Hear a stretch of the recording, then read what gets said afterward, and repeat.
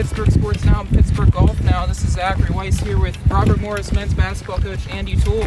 Andy, it's a great morning for golf, huh?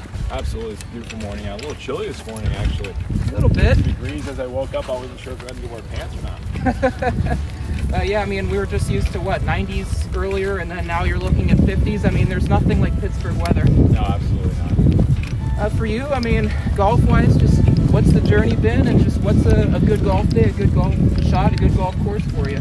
I think like everybody else, I think the journey started is just messing around, having a couple clubs in the garage, and going with some friends to a park or somewhere and just trying to figure it out.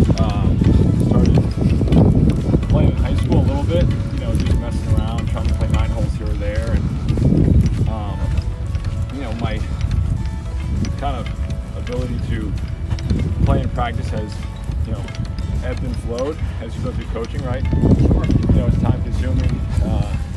When you're an assistant early, it's costly, so there's some inhibitors to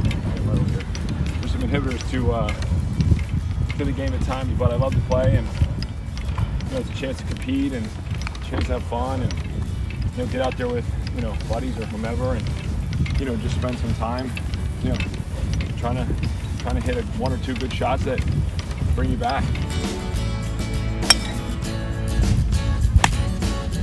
Up and over, that's a great shape.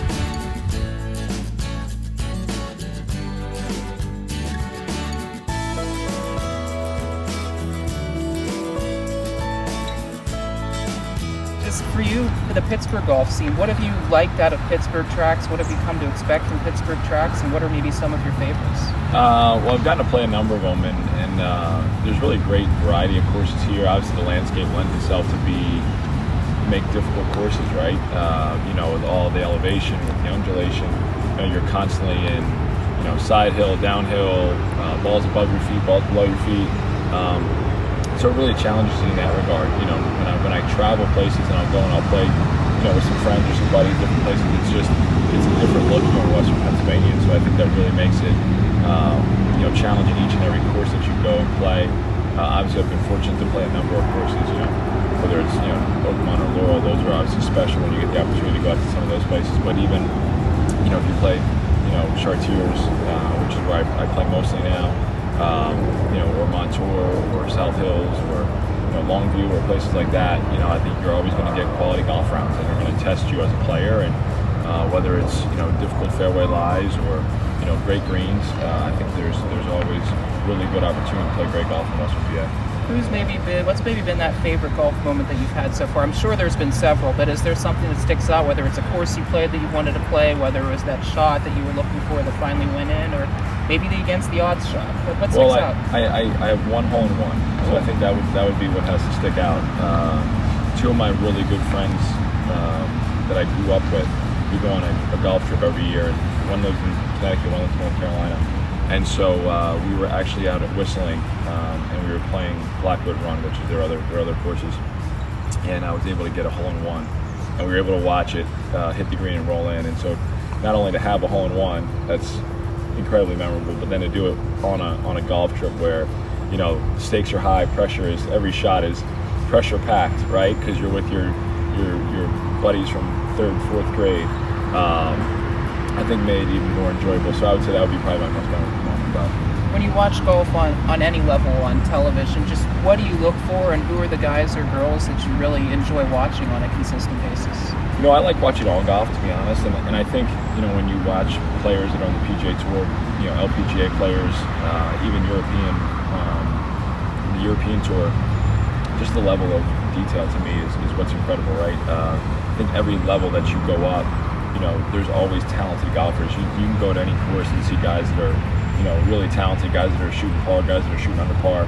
But that level of detail, the ability to pull the shot off when it matters most, is incredible. And last week, obviously, with the BMW Championships with Cantlay and DeChambeau, I was watching that with my sons, and I think every hole where DeChambeau was in, kind of the driver's seat off the tee, my sons were saying, "Oh, it's over," and then all of a sudden Cantlay would make a putt or he would make a shot. And, I think it's really fun to watch those guys execute under that type of pressure, be able to have the detail necessary to pull off the shots that they pull, and that's what I enjoy watching, and that's one of the things that I love across all sports is watching guys that are masters of the craft, right, and guys that are able to do it when it's most needed. And obviously, Kent was a great example of it last week.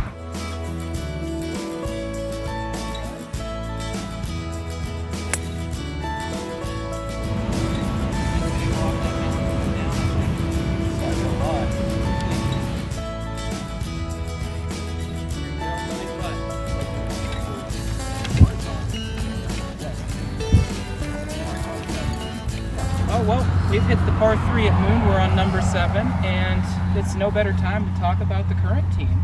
Obviously, rewinding it back last year, first year in the Horizon, maybe not what you had drawn up, but understanding the league and understanding the expectations personally and team. What'd you get from last year that you can positively enforce into this one? Well, obviously, we got a chance to see a lot of the teams up close and figure out where we needed to get better at. Size, strength. Some of those areas we were lacking last year. Obviously we had a lot of challenges last year on and off the court that didn't lead to a successful season and debut in the Horizon League as we wanted. And so the goal is to be able to bounce back this year and really compete the way that we're capable of. And I think we had really good summer workouts. Obviously, guys just got back to campus on Monday, so we're getting into our preseason stuff here. And I think there's a focus and an energy that's really positive that I think we want to continue to build on as we get closer to the season.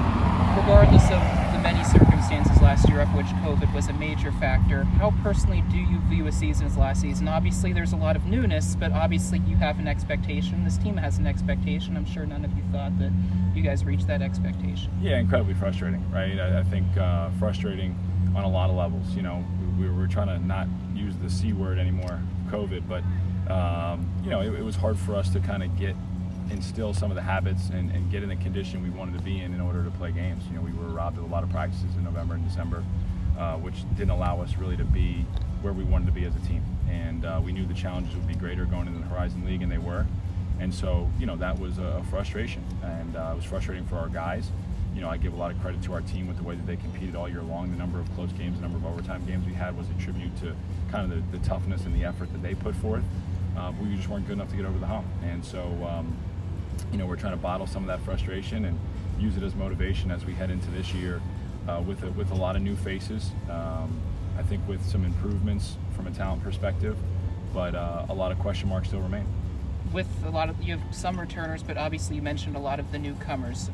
With that, just how excited does that make you from an expectation standpoint, just seeing these guys compete, the height, the challenges that everybody's giving, and that expectation being raised again? We want expectation. I think our expectations internally usually are higher than most people's expectation externally. And so it's exciting to have, some fresh faces. Every year you kind of start over again.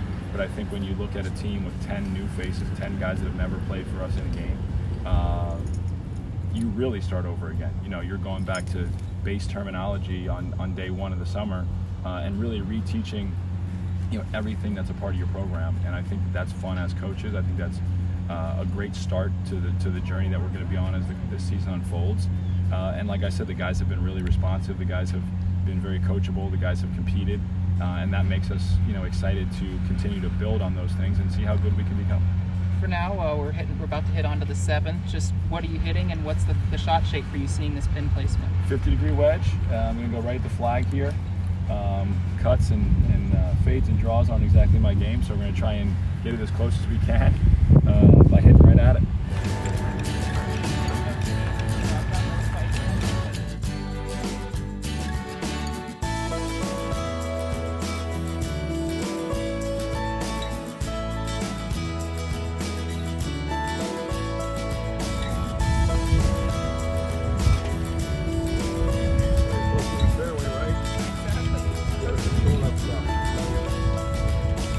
This track, Moon Golf Club, it brought back memories you mentioned earlier as an assistant coach. What is it about this course, maybe getting a little bit of deja vu, seeing it again, do you remember, and makes you kind of smile enjoying this track? Oh, we used to come out here all the time and play. And it was, as an assistant coach, you finish up your recruiting phone calls, and you're running over here to get on the tee box at 4:30 and trying to get as many holes in before dark sets in, right? And that was kind of our summers. And as a staff, when I was an assistant or our staff would come out and play, and we'd be in there and say, okay, like let's take Monday through Thursday and really kill it and try and get out here Friday morning and get around to golfing before the weekend. And I think that those are things that are fun. We had some good matches out here, some good laughs out here. Guys hit some awful shots out here, but I think that's again what makes golf fun is the good and the bad.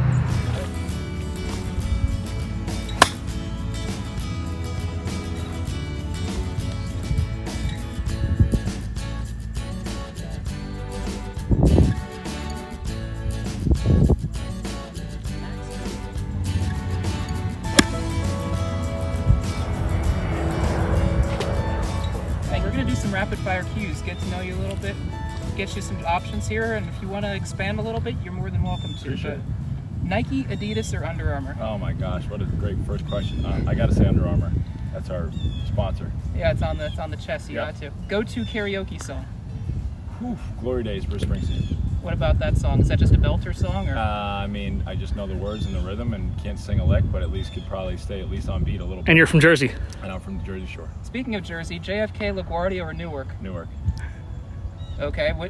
I mean, LaGuardia and Kennedy are impossible to get to. Well, the new LaGuardia, they say, is easier access, but I don't believe it. Favorite cheat meal? Pizza. And what's your ideal go-to pizza? We don't have enough time for that. There's a battle here in Pittsburgh trying to figure out my favorite pizza. Obviously, a little bit of a pizza snob. This is going to get a lot of likes here in Pittsburgh, but I've been following Dave Portnoy's One Bite and trying to go along his path and test them all out. What's your ideal toppings? It's cheese, actually. If I want to just really annihilate a pizza, it's probably cheese. If not, I'll go sausage and onion. My generation might not know what this is, but your favorite book? Favorite book all time. Bounce by Matthew Syed. Okay. Favorite piece of sports memorabilia you own? I don't own a lot of sports memorabilia, to be honest. Or collection item, something you've collected over the years? I have not collected much sports memorabilia. I think all my favorite sports memories are in my mind. Coke or Pepsi? Pepsi. Favorite drill? Oh, some kind of defensive rebounding contact drill. Has that just always been, or has it been, this gets the guys agitated, so you know you're going to get a reaction? Yeah, you just get those competitive juices flowing, so that's where you want to go down that road. Least favorite food? Least favorite food? Cantaloupe. Title of your autobiography? That's a great question, actually. Title of my autobiography? I've never been asked that. I'm not sure anyone would care about my autobiography. That would be the title. That's a heck of a title right there. Right? And that's Rapid Fire with Andy Toole. Andy, thank you. No problem. Thanks, Zach.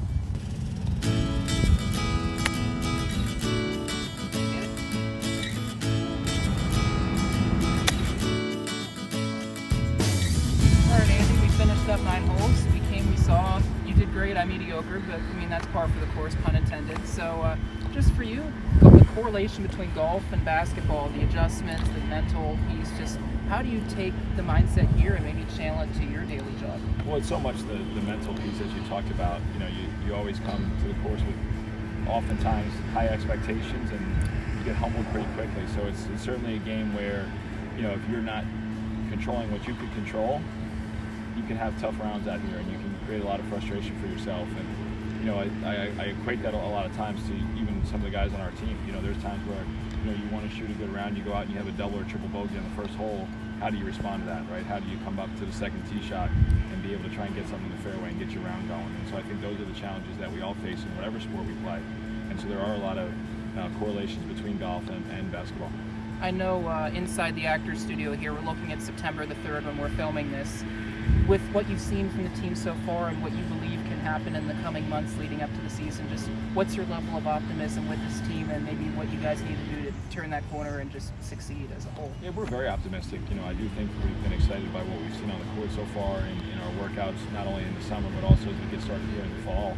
And so we're eager to get on the court. We're eager to see this product fully come together in a competitive situation. But the biggest thing for us, I think, is just creating that connection between our guys. With the number of new guys that we have, having them learn the technology, terminology, having them learn our system, having them learn each other, I think is the biggest key. And so we're trying to do everything in our power to fast forward that as much as possible so that by November 10th, our first game, we'll be ready to go.